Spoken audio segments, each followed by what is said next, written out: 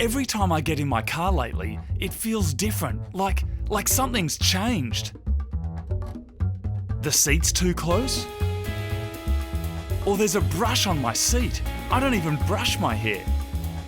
The temperature's turned up and there's strange CDs in the stereo, like Shakira and the Veronicas. Overnight, my sunnies have turned into massive pink goggles. Traction control's turned off, it smells like lavender. There's an umbrella in the boot, and I'm promised succulent kissable lips on the tube that I found in the centre console. So one day, Marty and I hid behind a tree, and you will not believe what we saw. That's Mrs. MOOG and her fembots taking the GTI out for a spot of burnouts, lattes and handbag shopping.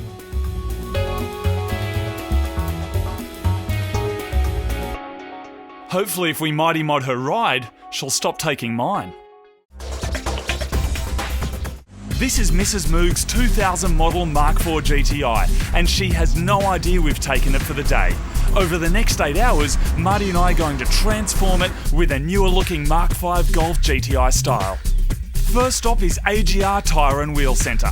The Mark 4 GTIs came with 16-inch wheels and the Mark 5s came with 17s. We're going one step further with 18-inch Audi RS4 rims. With the rims on, we're off to Tuffy for a full turbo back exhaust system. We'll tell you more about that later in the show. With the exhaust on, it's back to the Mighty Mod's garage so Marty can tell us what's going on next. So we're replacing our original tail lights with these Hella aftermarket clear tail lights, which look a little bit like this. But I can't get them out of the box. The rear lights are an easy upgrade, especially with precise German instructions. Click, click. Okay, so these are the tools you're going to need. That's it.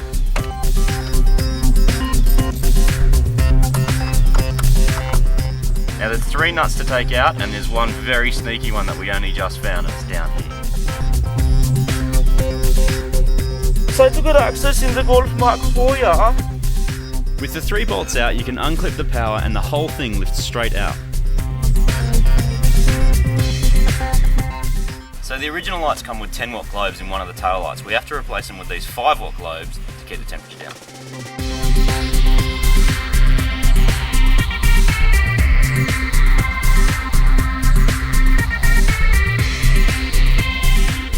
Reconnect the power, get it in position, and 3 bolts later, it's all done.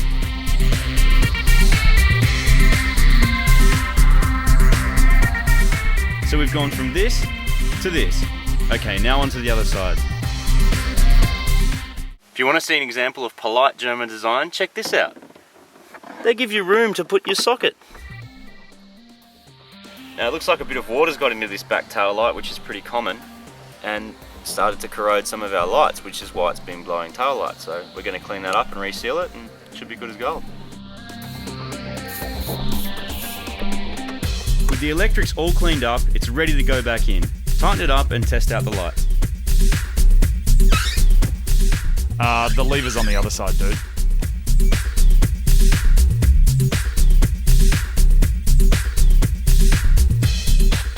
These number plate protectors promise a European elegance, so they're clipped on and instantly provide 20 extra kilowatts.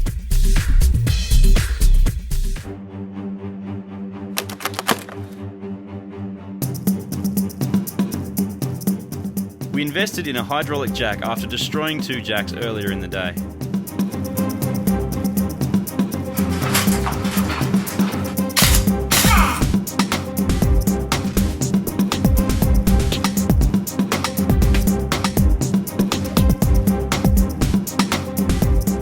The Mark 5 GTI has red brake calipers, so we're painting the brakes red.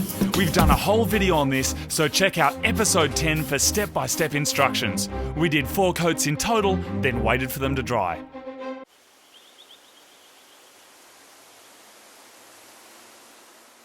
With the masking removed, the wheels go back on with a torque wrench and the final result looks awesome.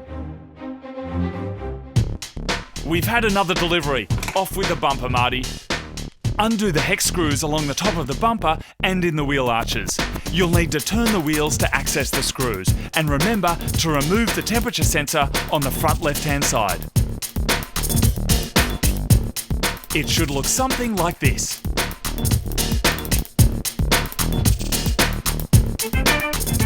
Marty, we don't actually have time for that.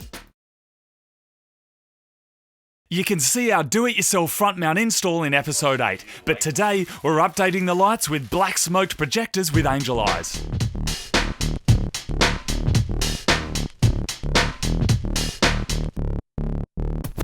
A couple more hex screws, unclip the power, and you can lick your old lights goodbye.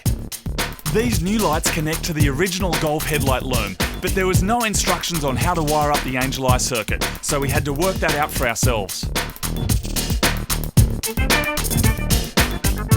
We decided to activate the angel eyes with a fog light switch, so we can turn them on and off independently to the main headlights. A multimeter set to volts will help you figure out which wire out of the loom to use. We'll make sure everything works, and then the bumper goes back on. We've gone from this to this. And if your battery's 6 years old, you'll probably need a new one. This gave us a few minutes to fix a broken courtesy light and some door trim that had taken unauthorised leave. Okay, the Golf is looking awesome. We've got 18-inch RS4 wheels. We've done the brake calipers. We've got smoked black hella tail lights. And headlights with angel eyes. And a full turbo back exhaust system. What are we up to now, Marty? Blow-off valve and pod filter. And I'm going to do a stereo and a boost gauge. Let's do it! Bang. A pod filter is less restrictive than a stock airbox, and it's a good idea to replace the factory diverter valve with an aftermarket valve if you're planning on running more boost. There's a full blow-off valve install video in episode 5. The newer Golf stereos play MP3s and have iPod connectivity, so we're going to do the same with an aftermarket Sony head unit. I've just brought through this digital iPod connection. This is connected to the stereo, and I put it through into the glove box. So iPod can put in the glove box, close that up, and control it digitally from the head unit. The hardest part of this boost gauge install is getting the vacuum line through the firewall, which is built like a German tank, but once you're through, it's easy sailing. There's a detailed guide on boost gauge installs in episode 7. We matched the colours and styles of aftermarket parts to keep a classy look and feel. Our custom exhaust system has 2 modes, stealth and performance, with 2 different mufflers that are interchangeable on a flange welded onto the pipe.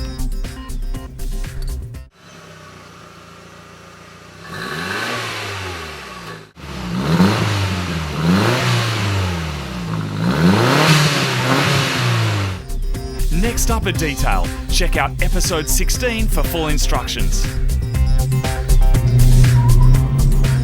Okay, it's been a big day, but we've made an awesome Golf GTI Mark 4.5. We're going to drop the car back and wait for a call full of praise and adoration for all our hard work. A few hours later, we received this message. The car sounds a bit weird, so I think I'm going to get it towed. Do you reckon you could pick me up? We reckon it's somewhere between the Mark 4 and the Mark 5 Golf, so that makes it a Mighty Mods 4.5.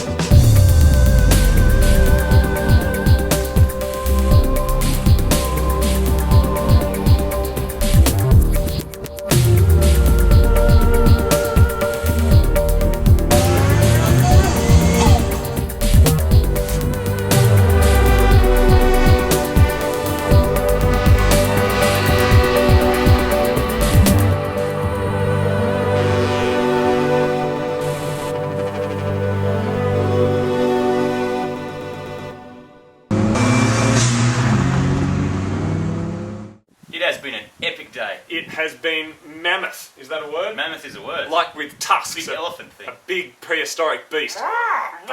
Next time you see this car, it is going to be a prehistoric beast from the future. It's going to have a front mount on it, and we're going to boost it up. It's going to be rad. Thanks for watching Mighty Car Mod. See you next time. Rock!